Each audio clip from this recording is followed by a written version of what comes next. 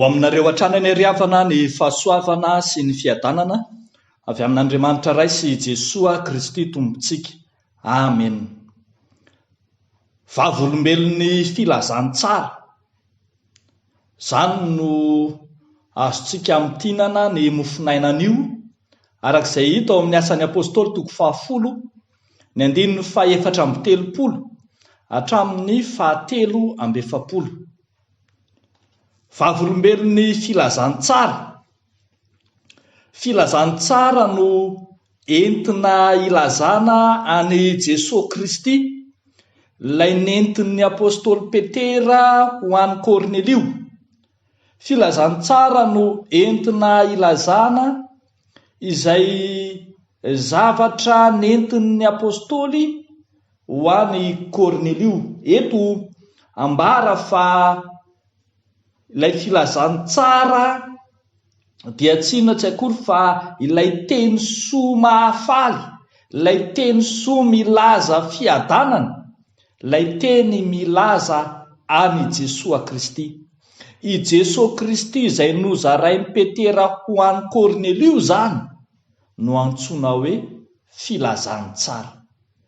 Io Jesosy Kristy io no ijorian'ny Petera ho vavolombelona tamin'ny izay hitany, tamin'izay reny, tamin'izay tsapany, tamin'izay fantany momba any Jesosy Kristy. Fantatry Petera ny momba any Jesosy Kristy, ny fiainany, ny asany, ny heriny, ary hitany Petera ihany koa ny izay namonona an Jesosy Kristy tamin'ny hazo fijaliana ka hijoroano vavolombelona zany.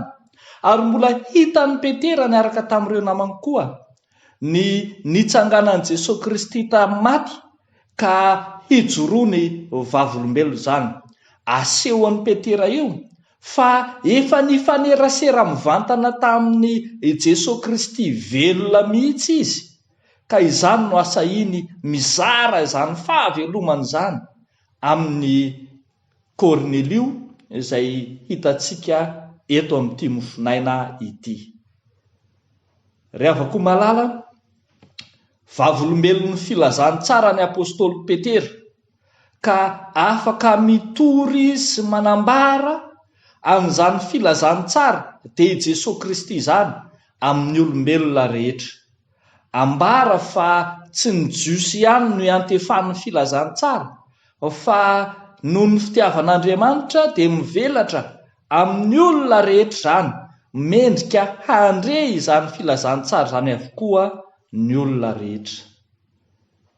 Ry havako malala, rehefa miresaka ianao, rehefa mizara zavatra amin'ny namanao ianao, inona no zarainao azy?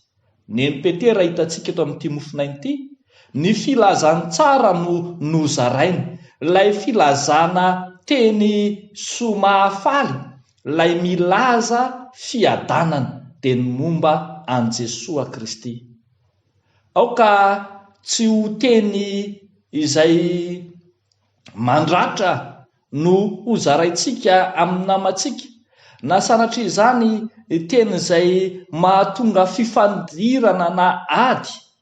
Aoka ho teny mamy sira no avoaka ny vavantsika mba ho mendrika ny filazantsara.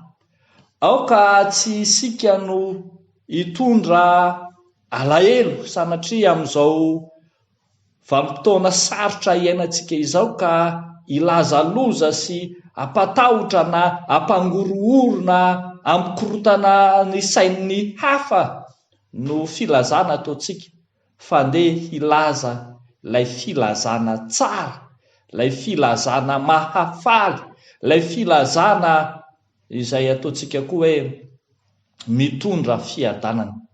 Rehefa mijery ny tambajotra serasera isika, vao manokatra izany tsika dia akory ny ahitantsika fa filazana manjono maro be no hitantsika. Inona no entintsika sy ho zaraintsika amin'ny hafa amin'izao vanim-potoana ilana ny filazantsara izao. Andeha entintsika amin'ireo manodidina antsika ny momba an' Jesosy, izay fantatsika momba azy, izay asa nataony tamintsika, izay efa hitantsika taminy, izay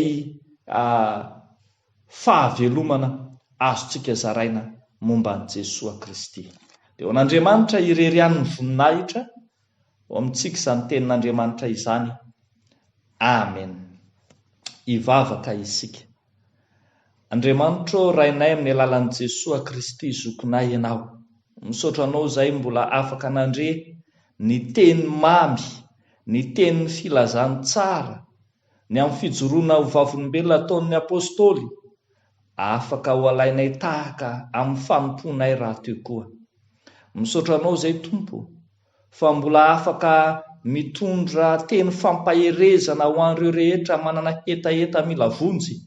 Misaotra anao izay fa afaka mitondra fampaherezana ho an'ireo izay miravoravo tanana sy ny lohalika malemy. Misaotra anao izay fa afaka mizara teny tsara, teny mamy amin'ireo manodidina anay.